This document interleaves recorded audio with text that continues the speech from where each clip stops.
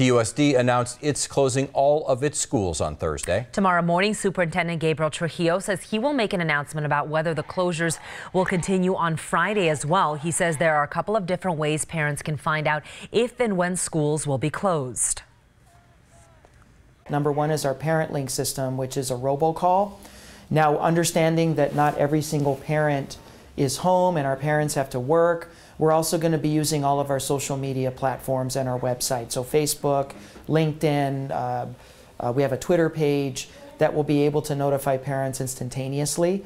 That way our parents have up-to-date information regarding their child's school. Other districts closing on Thursday: Marana, Sahuarita, Flowing Wells, Sunnyside, and Amphitheater Public Schools. For a full list of school closures, visit kgun9.com. Marana Unified School District will be closing all 18 of their schools for the walkout on Thursday. This happens to fall on National Bring Your Child to Work Day. The town of Marana has given the okay for employees to bring their kids to work with them. If your kids aren't old enough to stay home alone, you might want to ask your employer if they can come with you.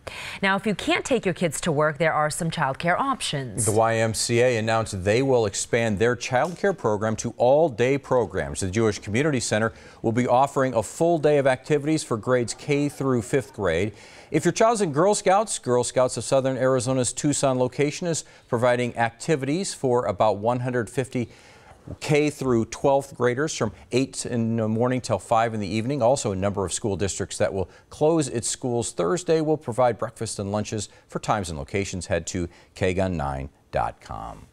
An update on the grade-changing scandal at Pueblo High School. The superintendent postponed a school assembly in support of Principal Augie Romero. 3 board members recently voted not to renew Romero's contract after releasing a report that showed Romero changed the grades of several graduating seniors without the teacher's consent, a violation of state law. Superintendent Gabriel Trujillo spent some time this morning fielding questions about why he postponed an assembly planned by students, not teachers. He says some teachers were upset that they were not notified. They feel very strongly about that. How was this event planned? Why wasn't I given the opportunity to pick which kids need to stay with me? Some kids in my class have an F, some kids in my class have work to make up. Trujillo says the assembly has now been moved to next Monday. And Kyler joins us now for a look at our weather. Thunderstorm chances. Yeah, can you believe it? It's been a long time since we've said something like that, but we're going to have to get through some more heat before we get there. We're going to talk about those thunderstorms a little bit later, but right now let's bring you up to date on the numbers that we recorded for today in Tucson. 95 degrees. The afternoon high temperature, checking in from the Tucson International Airport, and we started out warm this morning, so that's why it was so warm this afternoon. 61 degrees this morning, 85 and 54 the averages, 99 and 35 are the records, and we haven't seen a lot of rainfall around here this year, but hopefully we can add a little bit, maybe by the end of the week. High temperatures today across the region, 98 degrees, almost 100 there in Phoenix, 77 in Show Low, and 90 degrees even in Nogales and Douglas this afternoon. Right now it's pretty mild, 77 in the Tucson International Airport area. It's even a little bit warmer in some of the outlying areas of Tucson, and 86 degrees in Phoenix. We've got more 90s on the way, and of course, yes, we do have a chance of those thunderstorms in there. It's a small chance, but we'll tell you when and where we can expect those. Kyler, thank you. Yep, thank you very much. A contentious election for a congressional district near Phoenix. Up next, we'll hear from Debbie Lesko, who won, keeping District 8 in Republican control. Plus, dangers you might not think about when you head to the pool this summer. You're watching KGUN 9 on your side.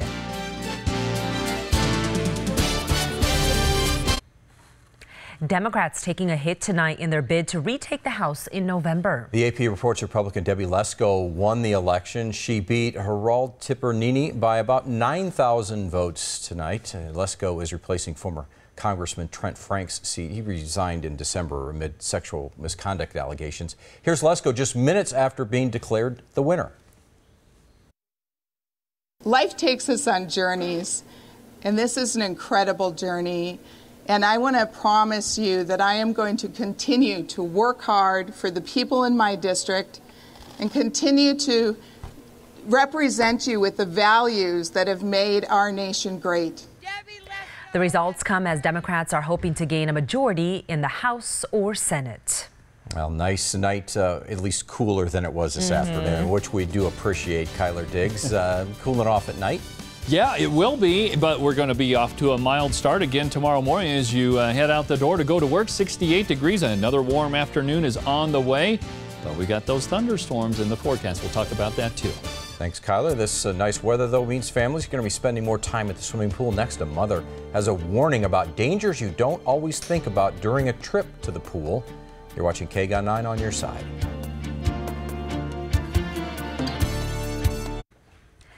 As temperatures rise, families are heading to the pool, and now a mother in Florida is warning about the dangers of swimming that go beyond drowning. Jana Jones spoke with that mother whose 4-year-old is still recovering after a trip to the pool and a trip to the emergency room. Kids swallow pool water all the time, but a Bradenton mom is warning other parents tonight just how dangerous that can be. This is 4-year-old Eliana Grace just having some weekend fun in Grandma's pool.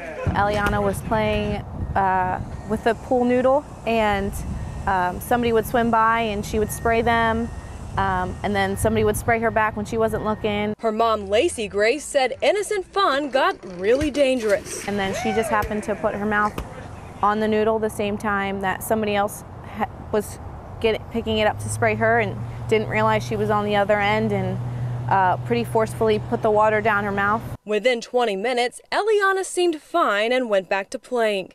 It was 4 days later when she was running a fever when things got scary. She started shaking real bad, her skin was turning purple, her heart was racing, her oxygen level was dropping. Grace immediately took her daughter to urgent care. When the doctor came in, that he was nervous. And I usually don't see that on a doctor's face. The doctor said there was no time to waste, and Eliana was rushed to the emergency room. They did a quick chest x-ray right away, said, yeah, her lungs are swollen, they're infected, there's inflammation, she needs days worth of treatment. After 4 terrifying days in the hospital, little Eliana is recovering and will be okay. Her mom warning other parents. You know your kid better than anybody else. I knew something was wrong. I just didn't realize it was going to be that bad. The Grace family racked up thousands in medical bills. They do have a GoFundMe account set up if you would like to help. Jana Jones, 8 on your side. Now, KGUN 9 on your side. First warning weather. Brought to you by Casino del Sol, the soul of Tucson. That is definitely scary, considering our temps are, we're going to be warming up. Pool weather, yeah. It's pool weather out there right now. A lot of people are going to be in the pool. Something to think about, I guess. And it was a nice day to get out in the pool if that's what you wanted to do or had the chance, especially this morning with all that sunshine. Here's a time lapse for you. Let's take a look at it. This is kind of interesting. We saw those high clouds drifting in from the southwest in association with a little weak system coming at us out of Baja. Certainly no rain or anything like that, but it sure gave us a nice sunset, didn't it, right there? And as we take a look at the temperatures, right now it's still pretty mild, 77 degrees in Tucson, 64 in Wilcox, and 80 degrees in Casa Grande. Tomorrow we will start our day out with kind of a mix of clouds and sunshine, and then mostly sunny skies by the afternoon with highs back into the lower 90s. Hey, do you love weather like I do? Well, here's a chance to immerse yourself in your love of weather.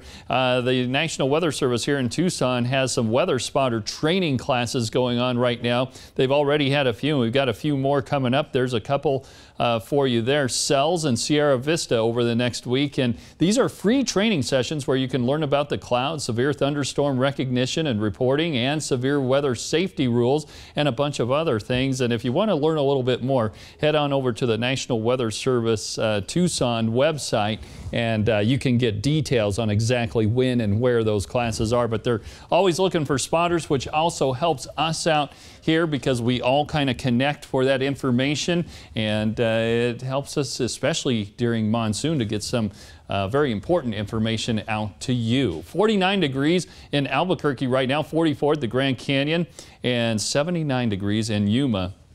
Take a look at the national map. Had another little bit of cold air come in from Canada, slide right down along the front range of the Rockies. So it was a chilly day in Denver today. Tomorrow warming up a little bit, but that cool air will sag a little bit farther south. Look at Dallas tomorrow afternoon, only 57 degrees.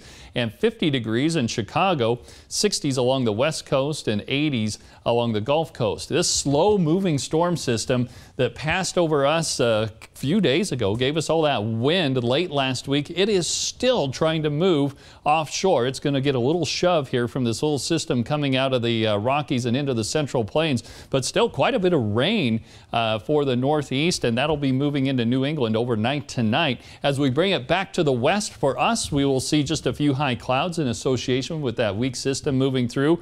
But the real story for us, we've been talking about it, the thunderstorms are back in the forecast. Now, we're not talking a lot here, and at this time of the year, thunderstorms that develop, they're those high-based thunderstorms that are pretty dry and produce dry lightning, mainly over the higher elevations of eastern Arizona close to the New Mexico border.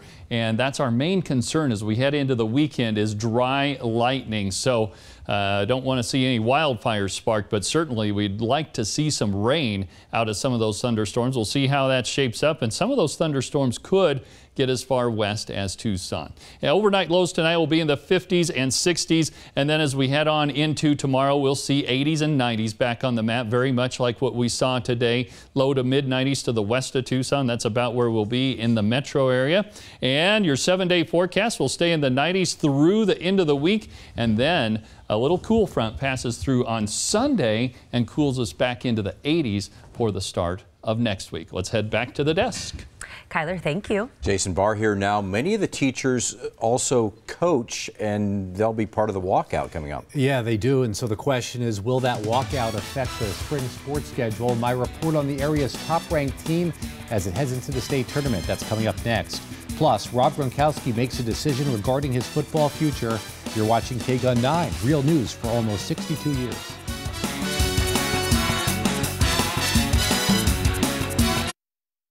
Now, KGUN 9 on your side sports with sports director Jason Barr.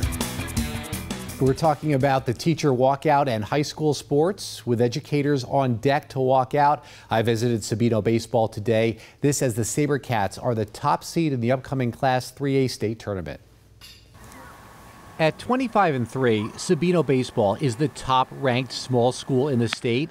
It's thanks in part to players like Tyler Wiltshire. Tyler, he wants to be a perfectionist. And junior Preston Clifford.